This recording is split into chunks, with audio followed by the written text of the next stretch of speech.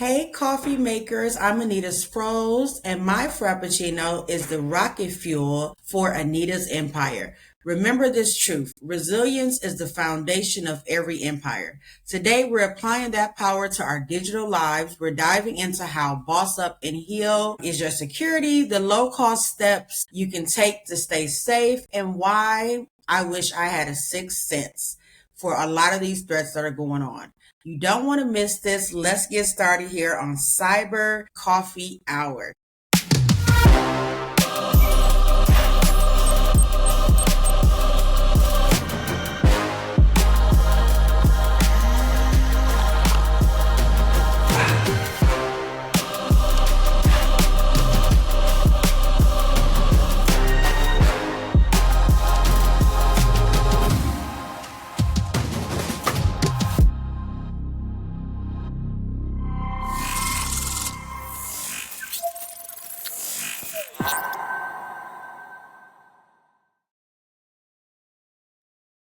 All right, what's good, coffee makers, not coffee takers? You are locked into the Cyber Coffee Hour, where we brew up insights and community in the digital world. I'm the People's Chief, Dr. Joseph J. Burt-Miller Jr., and he's the one and only Master of Cyber Farms, Alfredzo B. Nash Jr.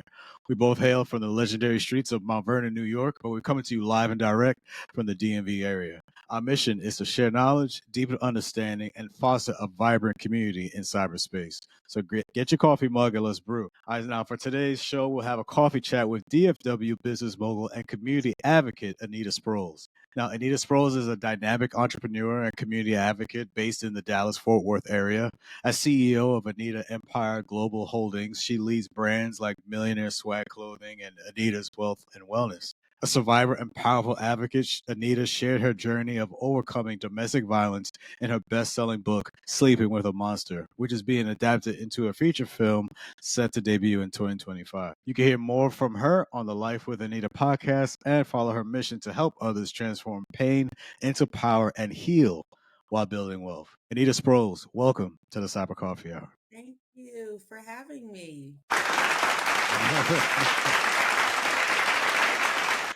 So yes, Aneta, yeah, it's actually a pleasure to have you on the show, and also humbled as you we had spoke earlier, and you saw the Cyber Coffee Hour, watched a couple of episodes, and so really excited that we earned your trust. They say, hey, I want to be at a Cyber Coffee Hour. But so yeah, I just want to just learn from you, just as we always like to do, just go around the virtual table here, to just learn just how things been going for you, as of late. Wow. It's been so much going on. And then when you add into running multiple businesses and Mm. just trying to keep everything safe, wow, you just never know what's going on. And then it's like the more bigger that you brand things, you have to worry about different kinds of attacks, especially with so much, social media and internet and electronics, and everybody has a way to get a hold of something. And so Right, you're like, oh goodness. So, right, you don't wake up that one day and it's like, here's $40,000 gone. How'd they get it? right. So yeah. That's good. That's good. And honestly, that's actually good to hear that, because a lot of folks, um, that those that may not have that cybersecurity or even IT or even just really that technical background to even think like that, to know that that exists and to not, just be mindful of that. So I think that's really great. And I hope the cybersecurity message is definitely resonating amongst everyone, not just those within the cyber community, but those outside of it too. So that's really great to hear that you have that mindset. Alfredo, how you doing, sir? Well, yeah, before I jump into it, yeah, 100%. We should reciprocate. And I didn't know you had a podcast before the pre-screens. Definitely reciprocate and show up if you can on your show and on your platform, because that's well received, even outside of cyber, to Dr. Joseph's point. We do also make the journeys outside of cybersecurity. Now, going into like you said, there's a lot going on. I'm actually glad Cybersecurity Awareness Month is over. It was pretty brutal after the 7-year skill set, 10 years in the industry. This one almost took me to my limit. And with that on top of my son is pretty sick. He caught a little bug as the season come in. So I'm kind of trying to navigate what I'm going to do Monday. Try to get him better before I show up. So the end of an all-call rotation hit me last week. pretty hard at my day job at American Red Cross. So I came into that and studying for the Security Plus pretty tired. Outside of that, I'm hoping to take the exam next month. This is a 10-year journey for me as well. I failed it 3 times 10 years ago, so I got a little bit of a grudge match against the Security Plus. You'll get it, man. You'll get it. Oh yeah. So it's so funny because in the class, it's on the behalf of the state of Maryland. I got to say that. So shout out to the Maryland Defense Force. They sponsored it for me. And I told them the story, and they said, "But you're in the SOC, like." How are you struggling so much with the Security Plus? I said, man, that's just one exam that, I actually have a grudge match with next to Amazon, the 2 skill sets. So I hope when I do get the voucher and take it that, it'll close a 10-year journey for me, even though I've done the job already. I'm just kind of trying to just close that gap, Yeah. No, I mean, as I shared with you before, for me, my struggle has been the Net Plus. Like pretty much all the security related or security focused certifications that I took, I was able to pass first try, and then outside of the only other security related cert is the CISSP. That's the one I'm fighting with right now too. But Net Plus was the one that gave me a problem. I think it took me 4 times before I finally got it. Yeah. So I think it's because we care. I don't know about if it was you, but I took the Net Plus and Linux Plus, and I kind of like, man, I don't care. And I passed. But then I care about this one so much. I failed 3 times. I'm not trying to make it a 4th. I think that has to do something with it. I tell you. So I definitely remember I took the Security Plus and Net Plus together. I was at the Cybercrime Center at the time, so it was covered through them. And they were both courses related to those, and I did the Security Plus first, passed that, and then maybe I just got a little too confident. It's like, oh, Security Plus, I got that out the way, so Net Plus shouldn't be as bad. When I took it, maybe that's right. Yeah. Maybe that's the reverse because the Net Plus was so it's the reverse, right? You're right because I did the same Linux and Net Plus. Oh, that was the hard ones. That should have been difficult. Yeah. Security Plus is gonna be easy. Nope. Yeah. That's the thing. Like some people will say that. I honestly think Net Plus is harder. It is. Yeah. Foundationally, it is. Yeah. Yeah. So when I took that Net Plus the first time, I was like, oh man, I failed it, and then I left it alone for quite a few years until I got to where I am now with the agency. And then I realized, when I got my workload as an engineer, I was like, yo, I think I need to go get my Net Plus. Okay, so let's unpack that a little bit, right? So I have to retort because we both been around. They're stackable now. So now, shout out to CompTIA because they make it. I was just saying this in one of the classes I was in. They make it harder, right? They make it more difficult depending on how the exam stacks. So Right. I might have been around a little bit, but I think they are foundational. You could take questions from one and try to apply it, and you might not pass. You might get one domain correct on the Security Plus that was like a breadth of the Network Plus, like just one domain. And then if you go the other way and say, hey, how much do I know about securing a network? You might fail the Net Plus, right? You got to kind of got to study with a little bit of. And then the other thing is what messes me up, even in explaining it. You can't overthink these exams. Like at this point now, like I'm admitting it after 10 years, I'm probably overthinking. I'm probably going in with this skill set of Linux old champion style. No, the Security Plus was the equalizer. Like kind of like, no, none of that really matters. You got to reset expectations. So, and much like the Net Plus is not. It's a foundational exam, but it's not the CCIE, the CCNA, the ones that you get right after. So I think that's wherever you come in at is where you're going to struggle unlearning what we know now. Right. So to the younger Caldre, take both and get a good baseline and expectations of those skill sets. Absolutely. All right, so Aneta, again, I'm glad to have you on the Cyber Coffee Hour. So your book, Sleep with a Monster, shares an incredibly personal journey of survival. So for our listeners who are aspiring entrepreneurs, how did you harness the resilience you built during that difficult time and translate it directly into the drive and determination needed to build Aneta Empire Global Holdings? I think just me really understanding that no matter what happens to you in life, right? You've got certain choices that you can make. You can either let it kind of derail you and stump you, or you can use that to motivate yourself and push yourself forward and, use it as a stepping stone to do the things that you really have aspired to do in life. And so that's just kind of how I've taken the things that have happened. I've used those to empower others, to teach others things that they may not have known through my experiences that I went through. No, I think that's a great point. Because we're all going to deal with hardships and difficulties throughout our life, and I think the main thing is that we stay focused. We understand the reason why we're doing this. I think that's the biggest thing, is that we're not just doing this all for fun.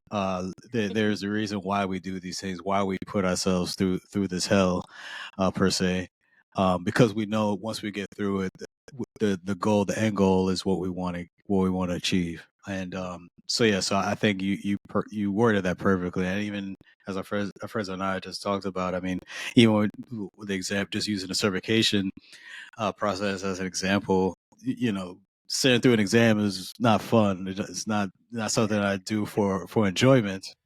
But I know once I get on the other side of that's what I want. Is to have that done and under my belt, and then now that's something I could build upon. So I think that was perfect. I'll take it a little further too, right? We've become seasoned to those exams because of our experiences and adversities that we overcome. So one thing that I found very challenging is this is the first entrepreneurial thing we've done together. So it's very challenging to get over like what I'm used to seeing in industry and how do we start new as entrepreneurs? Because this was like Dr. Joseph and I, you see in our first 2 seasons, we honestly said we have to run this like a business, but how do we communicate that together? How do we come to the understanding that this is something brand new and challenging? Dr. Joseph said, that almost paralyzed me. I'm like, oh my God, I've never done anything like that. Like, everybody's going to judge it and everybody's going to say it's not cool. Now we're here in season 3, and I honestly feel like we finally showed up as entrepreneurs. So there was a lot of coaching and stuff that probably we get from you, Aneta, as well, on how to overcome those difficult times, how to overcome the translations as founders, right? Like ultimately, entrepreneurs are just that. And I'm learning this as I go. All of this is new because I'm like a technologist. I've never learned this side of house. Side of desk. I like that saying, side of desk, right? I never learned all of these things and pressures, to Dr. Joseph's point, that are unseen to entrepreneurs, like when they're starting out. That goes into your brand spans both high energy fashion like Millionaire swag clothing and essential services like Aneta's wealth and wellness. How do you manage to balance these seemingly different worlds? And what is the core philosophy that connects healing, empowerment, and building genuine wealth for your clients? I would say definitely time management, knowing when to Nice. delegate, Right. knowing how to pay attention to everything that's going on around you. Also knowing when to pivot, when to shift, and just having a full grasp of what's happening in your business world, and I think just like, how you guys talk a lot about the cybersecurity in the business world, for us business owners, that's something that we fear because we have to delegate. We have to let people into our world. We got to give them access to certain things, and that can get fearful at times. And so let's unpack that because I've most of my career I've actually struggled with time management tremendously. I don't care if it's like waterfall, agile, all these things we got to have in industry. Nothing really helped me until I went back to like my roots as a kid, writing a reading journal and time boxing that. I didn't understand like how challenging it was, as even now managing our podcast and different side desk activities, how efficient you had to be at time management. But can you just unpack a little bit more the delegation too? Like, how do you see someone like us come to you as a cybersecurity professional and align that to your priorities and the clients too? Because I don't know where that world is today in cyber. Like, how do you handle that as an entrepreneur and then present that to your clients as well? I would say when it comes to delegation, definitely vet the people that you are delegating things to. Keep up with the things that are going on in the world so that you know how to basically run your business a lot better. A lot of times we're entrepreneurs and there's so much going on and everybody's just like, okay, forget it. Just give it to this person, give it to that person. But you have to understand the importance of vetting people when you are giving them access to such precious things in the business world. 100%. Yeah, I totally agree. So within my role as an agency, as a chief, and I think one of the things that you have to do when it comes to delegation, you have to make sure that you're empowering your people, and in order to do that, you have to understand them. You need to know what everyone's strengths and weaknesses are. You don't want to you want to make sure you're setting everyone up for success. And also at the same time, as they're doing this work, is a direct representation of you as a leader. So yes, it may feel hard to let go and go and have someone take care of this, but that's the whole point of having a team, is that you have people, you trust them, they're on your team for a reason. You brought them on, empower them, give them that role until they show you otherwise that they can't handle it. Give them that power, empower them, and let them do the work. And then from there, you start to see how things really mesh and work together. Awesome. Okay, and so now your book is becoming a feature film, and you host the Life with Aneta podcast. As an entrepreneur, what roles does media, both written and audio, play in scaling your message and your business? And what do you hope people take away from your podcast? Oh, we're gonna take notes on this one too. I believe it plays a big role because consistency is always the key. Learning how to brand yourself, learning how to promote yourself and put yourself out there for the reach and the audience that you're trying to obtain.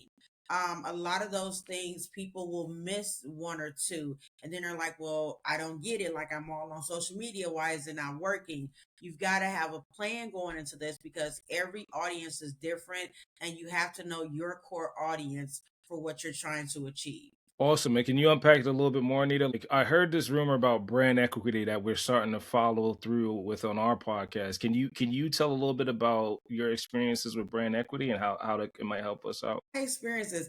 I've had some pretty good experiences, I would say.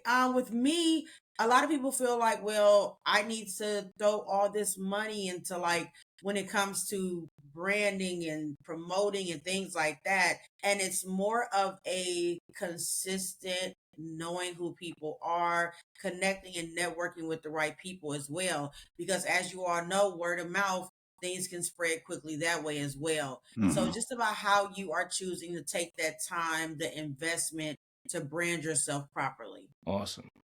And go ahead, Dr. Joseph, real Okay. quick. How many folks in cybersecurity know that, right? Because I'm looking at us even as an example. Like, I don't think no one in our field is saying. I mean, they say it on LinkedIn, obviously, but they're not saying it on like these type of platforms, these audiences. I wanted to hear from you, Dr. Joseph. What do you think? Do you think that this is a new thing, or is it just not the, like you said, the word of mouth sharing or the tribal knowledge making it out through the podcast world? Well, I think especially just the way that we're getting out there, or how guests are even reaching out to us. We've had people who are reaching out to us and be able to, as we kind of do like these impromptu surveys and finding out how they're Right. reaching. And I think that's precious feedback to know, and to know that, okay, this particular model is working, or people are using this platform, they're finding us on and so platform. Okay, maybe we should devote more time onto that. Whatever the case is, I think. But Alfredzo, I mean, we've been doing this since season one. I mean, as we were learning, going through it, and we always talked about, I think the best experience is actually getting your hands dirty and doing it. Yeah. As much as when just trying to, you do so much, try to prepare and make sure everything is all aligned, but then you get into that whole analysis paralysis where you don't do anything at all. Like, you just gotta just do it. It may suck at first, but just do it, and then you just make corrections as you go along. So, but and last thing I'll say is that, so from that, when we get that feedback from people, that, like I said, that's valuable, because that's something that lets us know, okay, what's working, what's not working. Okay, we take this out because this is a negative effect, or this is positive. We do more of this. Like, getting to know that, constantly getting that feedback, and just making adjustments as you go. Oh, I agree. And both of y'all kind of highlight like the learning by doing. Entrepreneurs are kind of learning while doing. They're also very adaptable to say, hey, I made these mistakes in this model. And also, to your credit too, Dr. Joseph, we stayed 2 years in the lab. So we'll cough that up too. We literally stayed 2 years in the lab and was like, let's go. Because at the time we thought we were going to miss the opportunity to get out and get our message out. And then I remember it quite clearly. We were like, well, it's not like we're gonna suck. We said it. So there's no way we could arrive and be like, no, even if 5 people listen, we're still gonna do it. right? And so that's what I'm now looking at season 3. We're starting to be more receptive of the audience to Aneta's point. Like the audience is actually dialing in through our networks, through social media and in person, which again, that was the analysis paralysis movement. I didn't want people to say, hey, you're the guy on Cyber Coffee Hour. Well, we are the Cyber Coffee Hour. So that's a double hit on the brand equities that, even now, people only recognize the voice, but they don't really see like we are the creators of this podcast. So I think it's really cool. And see, I didn't even mention this though to you guys. So I have been watching you guys' episodes and just kind of watching how your show went. And then I also run a nonprofit. So I ended up hiring someone who has a big background in cybersecurity where he's able to oversee things because I'm like, I've already delegated these other things, but then let me tap into that as well because we're so electronic these days. Right. Nice. No, and that's perfect. Again, I give you a lot of credit for that. Like as I mentioned earlier at the top of the episode, a lot of folks that don't have that cyber background, they don't think to do that. They don't think to say, of course, okay, I know I don't have this background, but let me get someone who specializes in that to make sure I'm covered all the way around. That's really good. Right, and it's received as real quick, brothers. Also, sorry. It's also received in how many different organizations don't have a cybersecurity strategy. I am at a nonprofit for the first time in my career. I didn't know how these orgs move. I don't know how some of the cultures may not be aligned, and some of the strategies of saying we don't know it all. Right, there's no way without delegation and without the knowledge sharing that Brother Joseph specified that we're going to get a successful cybersecurity strategy off the ground. So it's message received. I think it's a time to say when you don't have that delegation and you don't have that like that savant leadership and mentorship opportunities, you might miss the cybersecurity strategy. Right. Yes. So even us in cybersecurity, we kind of got to say, hey, what do I not know about this organization and how I can dial the cyber down? How can I go outside of cyber and learn what they really need and then bring cyber to them? So Aneta, for someone listening who wants to boss up, in their life, whether in business or personally, what is the single most important action or mindset shift they can make today to start transforming their own pain into power? Your mindset. It starts in your mind. If you can't think it, you are not going to put the work and the consistency behind it to achieve it. So start with your mind. Get in your mind before everything else out here in the world gets in your mind, and just focus and be disciplined. I mean, Alfredzo, we hear that all the time, and again, it's mental. It's really just getting out of your own way and to not I don't want to keep repeating it, but you don't want to be in that analysis paralysis where you're just constantly looking at examining things and to the point where you don't take any sort of action at all. But also too, part of that mental belief to know that yes, this is whether how difficult or arduous it is, I know that I can do it. I may stumble or struggle, but I know when I get to the other side of it, I know it's going to be worth it. 100%. And I heard one message too. Real quick, Aneta. Sorry. The mental behavior that you mentioned is the discipline. I need the discipline to say, hey, I don't know how to be okay with saying I don't know how to manage my time. Yes. Be okay with the imposter syndrome. Say I am not the glorious Pythonese that I thought I was. Be okay with saying, hey, I'm new to nonprofits even after 20 years in cyber. How do they do it? Because that was humbling, like I said in the beginning of the show. How do they do the cyber thing that they do differently from the industry? And then the last part, really quick, Aneta, is when you come across an entrepreneur, and I got this from my buddy, shout out to Wall Street Jones, think like an entrepreneur, be with the entrepreneurs, be in their culture, be in their mindset. Don't overwhelm them with cybersecurity, to your point, like, even as a person in this industry, it gets kind of like a machine gun. Like, oh my God, what did I not look out for with all of these different attacks? And I just started as an entrepreneur or a 20-year entrepreneur. We failed 5 times in this cybersecurity strategy. I'm kind of tired of hearing these cyber guys saying we need cybersecurity first. Like, cut it out. So all of that comes to the discipline and know how to move amongst these individuals that may be either, like I said, the 20-year person tired and fed up with strategies failing, or somebody's overwhelmed as a newfound. overwhelmed, especially today. So we have DFW, business mogul and community advocate Aneta Sproles here on the Cyber Coffee Hour, part of the Alive Podcast Network. So we get into the back half of the episode, learn a little bit more about Aneta and her story, and also too just get a little, learn what she likes to do outside of work and things like she likes to do for fun. So Aneta, when discussing security and monitoring, we often focus on technology, right? So how much of this lack of monitoring problem is really a people or training issue? And what's your advice for closing I that? think a lot of it has to do with training. A lot of it has to do with lack Right. of knowledge. I think that if we would bring in people who say, listen, I know you run this business, I know you have this organization, but let's not leave out the fact that everything is so social these days. Everything is so technology. So let's make sure we are dotting our I's and crossing our T's in every department and understand how essential it is to bring in somebody who specializes in cybersecurity.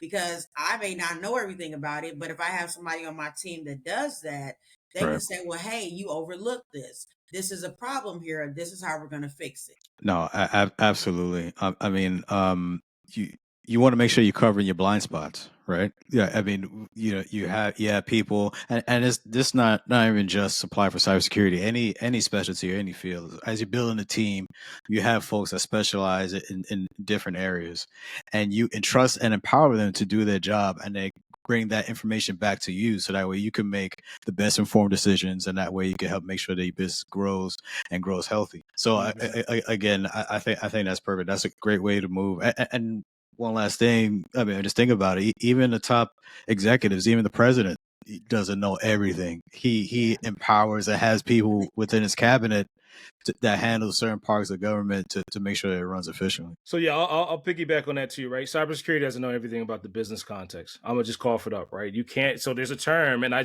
revisit this term and relearn this term in my day job too, called cowboy monitoring. There's a little analogy about pets versus cattle, and how you can't manually check on every cattle in the herd. So why even outside of security we don't accept that, but why inside of cybersecurity we kind of going towards the business saying we can't do that. And so in turn, I don't know everything about the legal department. I don't know everything about a marketing department or even a non-technical department. So why would I expect to manage and monitor that ad hoc? Right. So I have to learn. I have to learn as a cybersecurity professional, what is that business context they need and how does it align to the technology? And then in the inverse, to Dr. Joseph's point, I need to know the people and processes. This is something that I kind of borrowed from my little time with the government contracts that I managed, but I don't realize that everybody kind of got used to being in a silo. And sometimes people don't really check on them in a generation's time. Sometimes they're not used to the cybersecurity business saying, hey, by the way, what are you doing with your application? Why are you asking me that? What are you doing with your disclosures in legal? Why are you asking me that? There's always this pushback to say, well, why do you need to monitor these things in cybersecurity? And we are not equipped to answer those questions.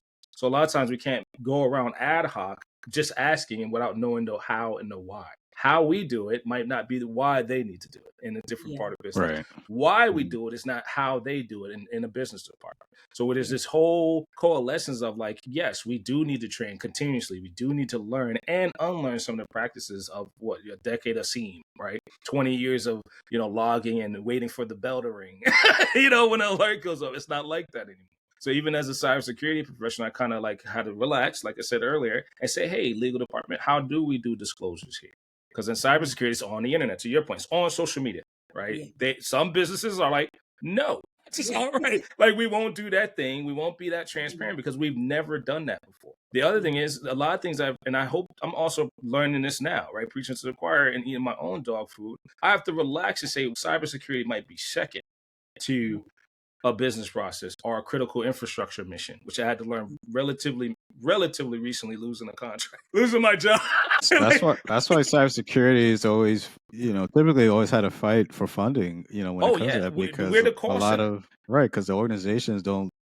I think it may have changed a little bit now, but maybe a couple of years ago, like cybersecurity wasn't viewed as a viable resource. Like, why I keep paying for this? Like, nothing's happened to my organization. But then when a hack does happen, now they want to pay up, pay the money. But now you're paying more. Let's keep pouring this coffee too. We're not adapting the proactive approach. I mean, it doesn't matter. I'm not going to talk to the leadership towers, the C-suites, and everything. Even middle management hasn't even adapted the proactive approach. Me and you have come to growing in our careers. Now even then, some businesses still say they don't auto remediate. They just don't. They just don't do that, because if that 4 or 5 hours of downtime to fix a thing, it's not, like the saying goes, if it's not broken, why are we fixing it for so much? So that was humbling. Business owners don't say that a lot. They're like, why am I going to invest in cybersecurity? I don't need it. I got it together. It's all figured out. And I'm like, listen, if you're the owner, there's no way we have it all figured out. That's why we hire people. That's why we delegate, and it's a real thing when companies are getting hacked and losing millions of dollars, and, all their information is now floating out to the public. Like, that's a real thing that I don't think people really understand how much it happens. No, they don't, and that's something that, and we're gonna segue into the next question, because we're kind of leaning into that's something that even the cybersecurity professionals aren't acknowledging. Like some folks in the last, I say, 10 or 12 years, right? Maybe even 15, because it's going on the fact that no one acknowledged that a public company getting compromised was open to everybody to disclose. Now today it's like regular business as usual, and I hate even saying that, but now it's like every week you see a compromise. And 10 years ago, you're like, so you kind of, even as a cyber guy, you're like, yo, how do you not look at Cyberscoop? You don't look at these forums and see, like, a competitor got hacked. What are we doing? So, but I won't unpack that coffee too much. Let's dive let's dive into the next one. Right, when you look back at computers being the spark for your interest in the digital world, what was the very first basic lesson you learned about keeping your own information safe? And what's the one similar rule about digital protection that you live by and that you share with your community who, let me say it, might be building their own wealth? I had to be careful saying that. I would say the first thing I learned, because I come from parents who own multiple businesses as well when I was growing up. And one thing they constantly always taught me was make sure things are protected, especially with your files. When you're on the computer, you're sending emails, you're giving out account information, electronically. Make sure things are protected. And so through a lot of trial and error and, hiring and, not being able to keep people on, I had to learn a lot, that you really have to be cautious in that department. You really do. And are there any solutions that you see as an entrepreneur that helps guide new entrepreneurs to protecting themselves and protecting pretty much their wealth estate, right? This is the core of their business model. I would say never believe that there is not a department that you need, especially when you are doing a lot of financials, you're doing a lot of sending out information. You definitely should have somebody, even if they are not like a scholar at cybersecurity, someone that can kind of come in and things that they may see as a threat that you are not aware that is what it is. You need to have somebody to say, hey, look at this, or you're sending this out wrong, or you need to encrypt this way to protect yourself. We all need that as entrepreneurs. So I would say that to any new entrepreneur, definitely protect yourself, definitely delegate that to someone who knows what they're doing. 100%. No, I think that's a great point. So, like, the way I look at that too, and from the cybersecurity side, I think one of the people that we want to make sure that we're making good friends with is someone from legal and someone from HR. Right. Because you can get handled really quick, especially as you're interacting with the public. For me, coming from working in government, so dealing with like the public, you want to make sure that you are doing things that doesn't come back to get yourself in trouble. So if you have any questions, let me talk to my contact over at legal. Hey, can you check this? Make sure I'm good, or talk to HR. Maybe have an issue that you're dealing with, maybe like an employee, and plenty of times I've had to seek counsel from someone working in HR for certain things, and that's just really just protect yourself. Just do that due diligence. Make sure because like I said, everything, especially as a leader, everything will come back to you. So you want to make sure you're taking the appropriate steps and make sure you have that backing. Make sure like your leaders above you know exactly what's going on with the action you're going to take. So if something does happen, say, hey, my leadership, they know about this. They have my back. So you just want, like, again, it all comes down to just make sure that you're protected in every facet. I want to piggyback again too. I want to double dip on legal. So if any legal folks are out there watching, we need to make some coffee connections, because even on the private side, there are private companies that don't want things disclosed. Period. There's no, and a lot of times in cybersecurity, we don't know that. We're like, oh, I just ran a report, or hey, I put it on the share, right? That means the whole company can read it, right?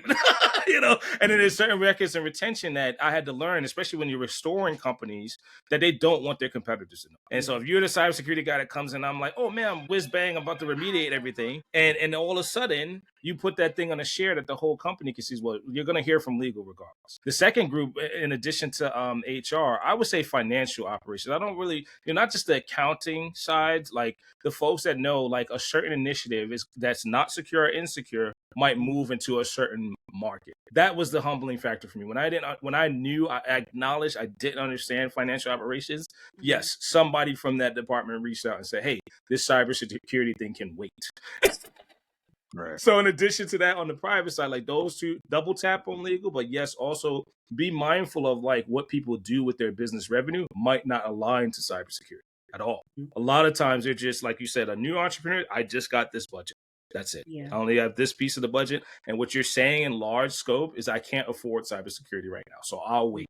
Then the inverse is when somebody that's a large company has had multiple breaches, multiple situations where they have to restructure and reorganize, they might have led to a compromise that they cannot pay a fine for.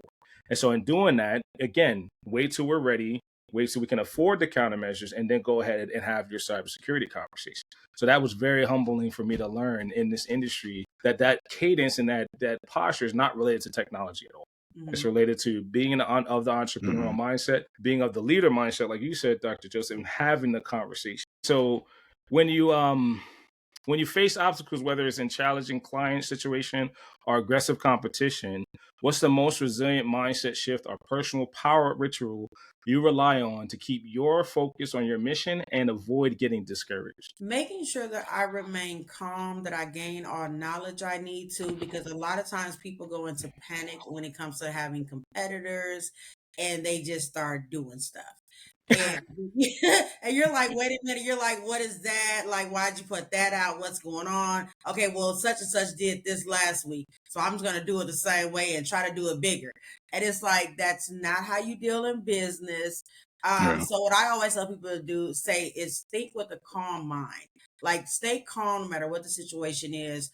Think before you do things, because remember, this is your brand. It's your business.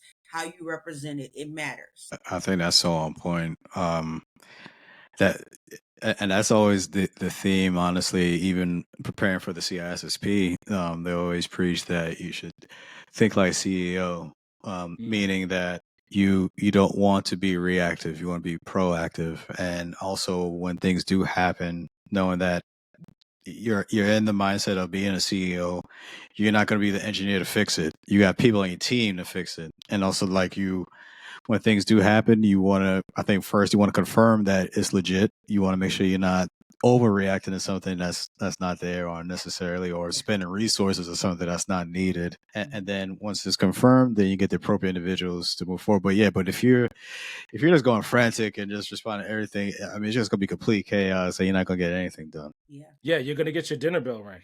I mean, to be honest, I kind of see it on the cyber side. Even coming out the towers and looking at CTO, CISOs and things like that, you're not going to always be prepared for the emerging trend in cyber, like AI right now. We don't know what we don't know, right, about AI and the compromises that come with it. And most businesses aren't aligned to it. So even on the inverse, while technology is adapting, kind of like you're saying, Doctor, you got to proactively look, not just competitors, because there isn't a safe space and competitive intelligence, like looking at what this one and that one is doing. The idea is to say, how do we adapt to this trend? How are we going to plan to be resilient and be proactive to align into this business, like vertical or line of business? Because a lot of times, one thing I think is kind of like people that work with me might have heard is folks don't want other lines of businesses attacking each other. Like there is a very competitive nature even in the same orgs that, oh man, I get this cybersecurity share, I got this cybersecurity tool, this tool is better, that one is better than this one. And then we all lose the focus of we don't have MFA in it. Let's just do that and stop competing for different tools and different budgets and things like that, because people do get burnt out. People will get burnt out and not want to work in an organization like that. So it is kind of a message received that it's kind of a balance. I think that's what comes to mind. It's a balance between both sides and both ideals. Yeah. So between running the podcast, the Boss Up and Heal Tour, and Aneta Empire Global Holdings, you're constantly on the move. Do you have a specific time of day when that Frappuccino is non-negotiable for max productivity, or is it like an all-day sip? Definitely in the morning, I take my time to meditate. I am going to have my drink, whatever that is, whether it's a protein drink or it's my cup of coffee, and I'm just going to take that time to really put myself in the mind frame I need to be in to get my day started, and making sure I just, plan my day out. And when I'm drinking my Starbucks, listen, I'll be right with you. Right.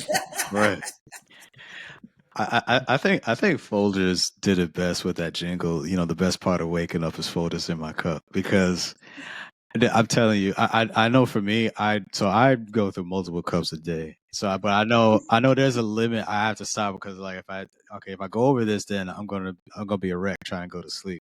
So then I look forward to the morning when I can restart. Everything white. The slate is white clean, and I can get back to it.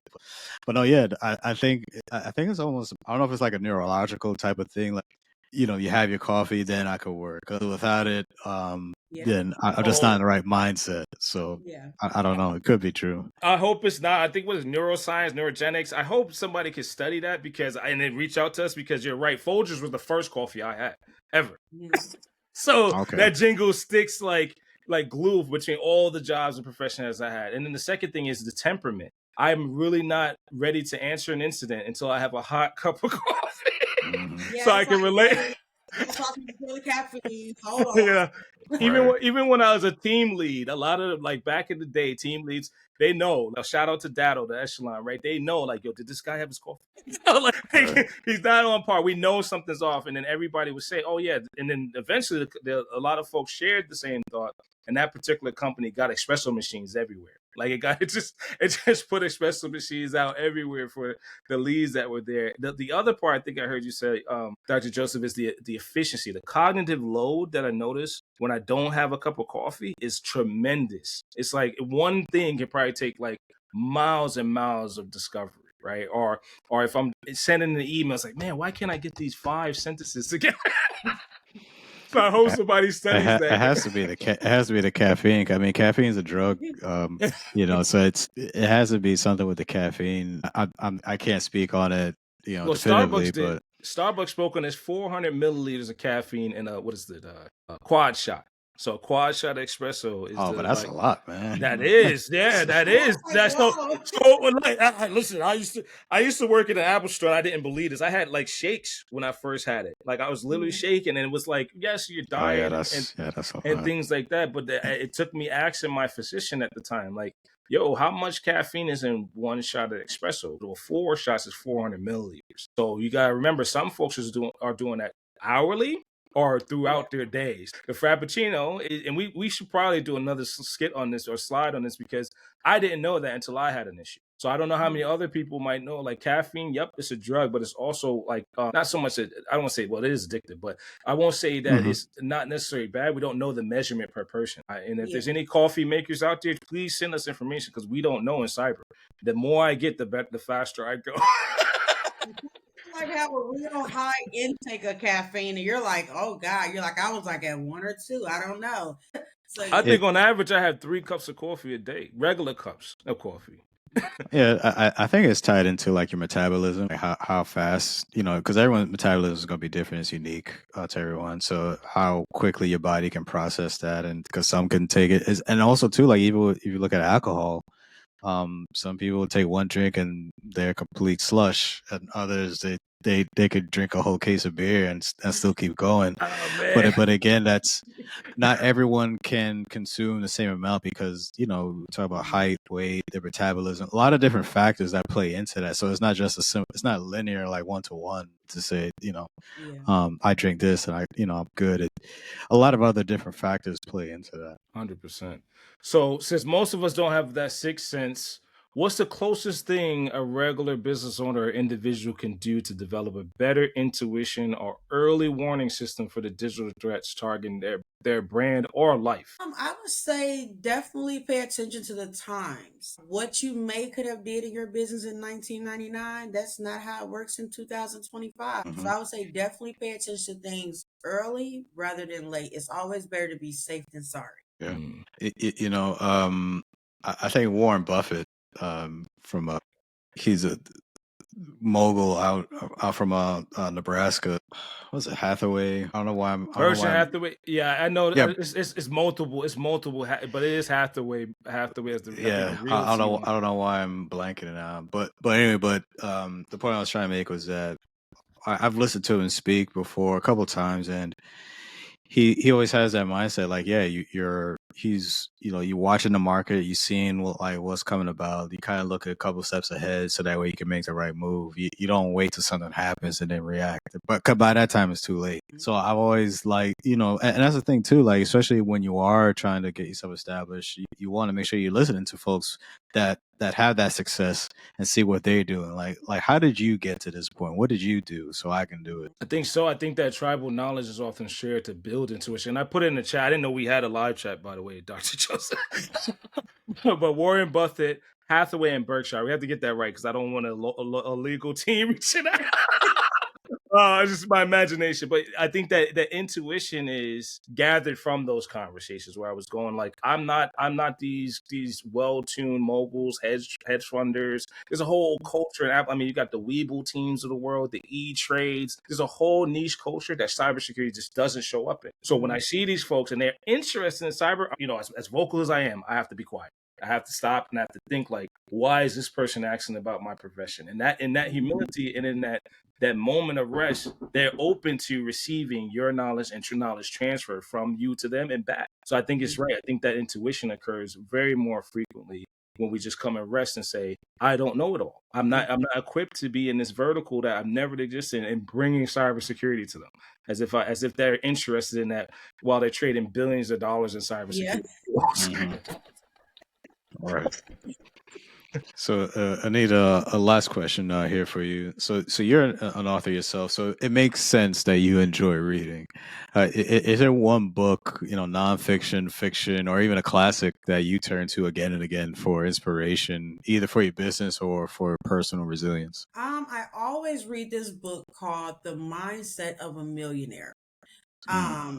And I read that book more than once. A lot of people are like, why do you keep reading the same book?